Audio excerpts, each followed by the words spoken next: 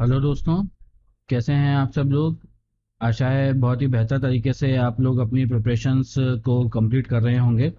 दोस्तों, हम जो अपने जीवन में एक उद्देश्य लेकर चलते हैं, ये उद्देश्य जो होता है वो सभी लोगों का कॉमन होता है, अर्निंग का उद्देश्य। हमारा सबका उद्देश्य जीवन में एक मेन उद्देश्यों में से होता है, जो कि पैसा कमाना होता है।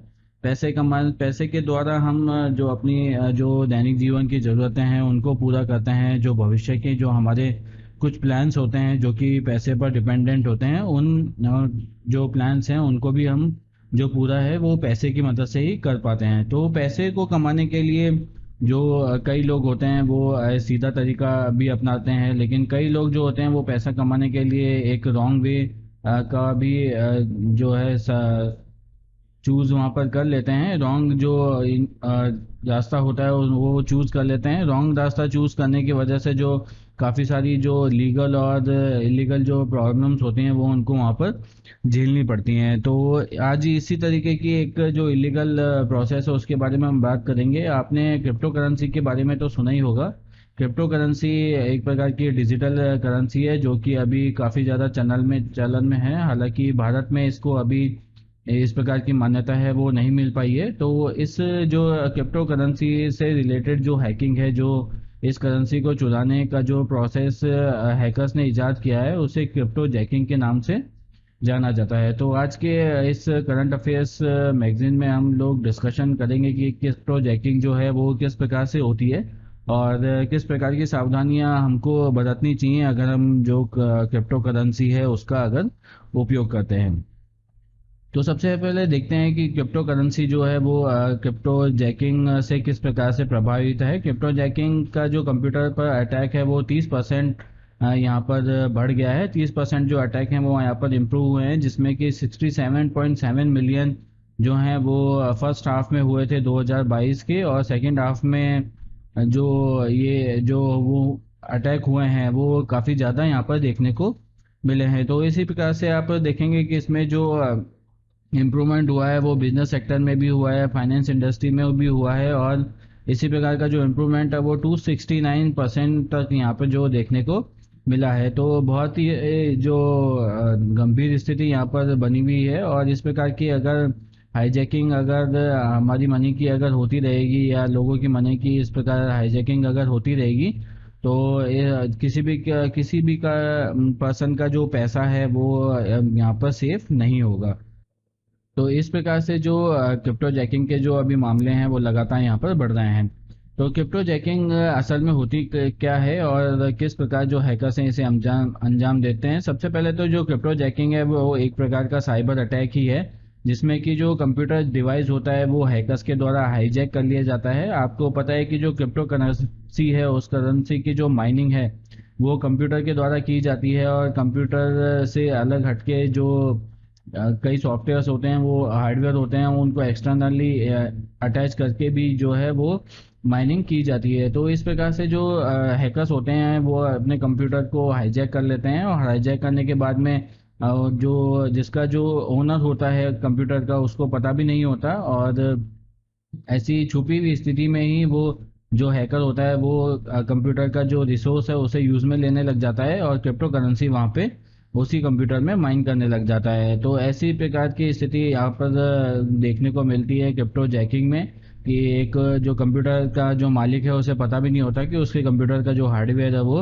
किस प्रकार से यूज में आ रहा है। जो ज़्यादातर केसेस में इसमें एक मेलिशियस मालवेयर जो होता है वो प्रोग्राम वो की तरह ही होता है। ये इसे कंप्यूटर में इंस्टॉल कर दिया जाता है, और जब भी यूज़र उसके ऊपर क्लिक करता है तो ये जो लिंक है वो जो प्रोग्राम है वो हमारे कंप्यूटर में इंस्टॉल हो जाता है, और इंस्टॉल होने के बाद में जो है इंटरनेट कनेक्ट होते ही उसका जो प्रोसेस है वो अपने आप ही शुरू हो जाता है। तो इस प्रकार से ये जो प्रोग्राम है वो किसी भी तरीके से हमारे कंप्यूटर में पहुंच जाता है। जैसे कि कोई अगर मान लीजिए मेल आया है, उस मेल को अपन ने ओपन कर लिया, उसमें जो कोई लिंक दिया हुआ है उस लिंक को आपने क्लिक कर दिया तो ये इंस्टॉल हो जाता है। कोई इन्फेक्टेड जो वेबसाइट है पहले से ही जिसपे ये मालवेयर अवेलेबल है, ये प्रोग्राम अवेलेबल है जिसे वायरस कहते हैं, उस वेबसाइट पे अगर आपने विजिट कर लिया तो ऐसे में आपके कंप्यूटर पे भी वो वायरस है जो इंस्टॉल हो जाता है। तो इस प्रकार से इंटरनेट कनेक्टेड जो डिवाइसेस हैं वो इससे हार्म होने की संभावना उनमें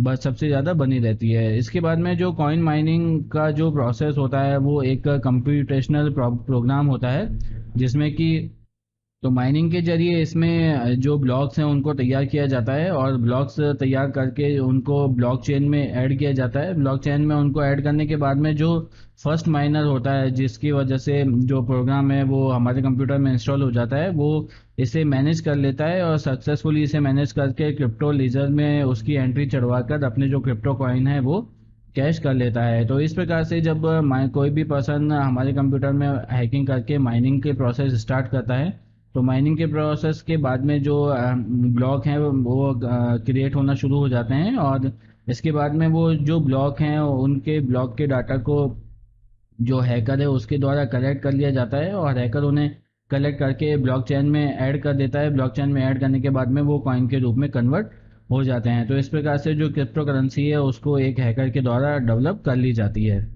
तो इस प्रकार की जो कोडिंग है उस कोडिंग को अंजाम देने के लिए 64 डिजिटल नेक्साडेसिमल का जो कोड है उसको कंप्यूट करने की ज़रूरत पड़ती है, जिसके लिए काफ़ी ज़्यादा पावर की ज़रूरत पड़ती है और ऐसे हार्डवेयर की ज़रूरत पड़ती है जो हार्डवेयर इस प्रकार की जो कैलकुलेशन है उसको परफॉर्म कर सकें। और जो सिस्टम है वो सिस्टम भी यहाँ पर रनिंग में होना चाहिए और उसमें पावर हमेशा इन होना चाहिए।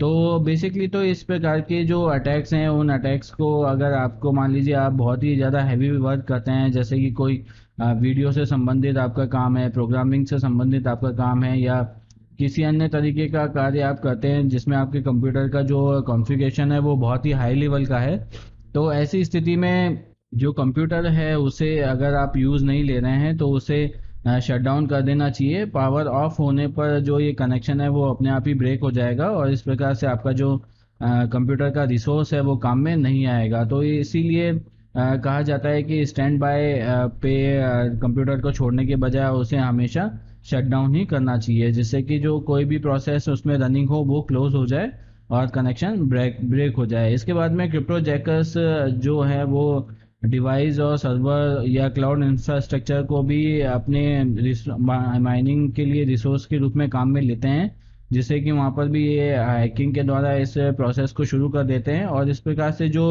स्टोलन और क्रिप्टो जैक जो रिसोर्स होता है उसमें माइनिंग की जो कॉस्ट होती है वो भी इसमें इन्वॉल्व नहीं होती है, क्योंकि बेसिकली जो रिसोर्स है वो तो क्रिप्टो जैकर्स का है नहीं, क्रिप्टो जैकिंग करने वाले लोगों का है नहीं। जो हैकर्स हैं जो यहाँ पे क्रिप्टो करेंसी माइन कर रहे हैं किसी और के कंप्यूटर का रिसोर्स का यूज़ करके हैकिंग के द्वारा, तो उनका जो उनके द्वारा किसी भी प्रकार का जो कॉस्ट है यहाँ पर लगाया नहीं जा रहा, तो इसी वजह से जो रिसोर्स की जो कॉस्ट होती है वो यहाँ पर स्लैश हो जाती है। इसके बाद में किसी भी मालवेयर के द्वारा जो इस प्रकार के कम्युनिकेशन को कर सके उसमें विक्टिम क्रिप्टो जैकिंग के द्वारा जो विक्टिम है उसमें आप देखेंगे कि जो मालवेयर या कोई रैंसमवेयर जब किसी भी कंप्यूटर में अवेलेबल होगा तो वो बार बार से किसी विक्टिम से परमिशन मांगेगा किसी चीज़ को परफॉर्म करने के लिए, कम्युनिकेशन करने के लिए जो है वो परमिशन मांगेगा, बार बार से कम्युनिकेशन करेगा। तो इसी स्थिति के डेवलप होने पर जो विक्टिम है उसे पता चल जाएगा कि उसके जो कंप्यूटर में किसी प्रकार का मालवेयर है वो अभी अवेलेबल है।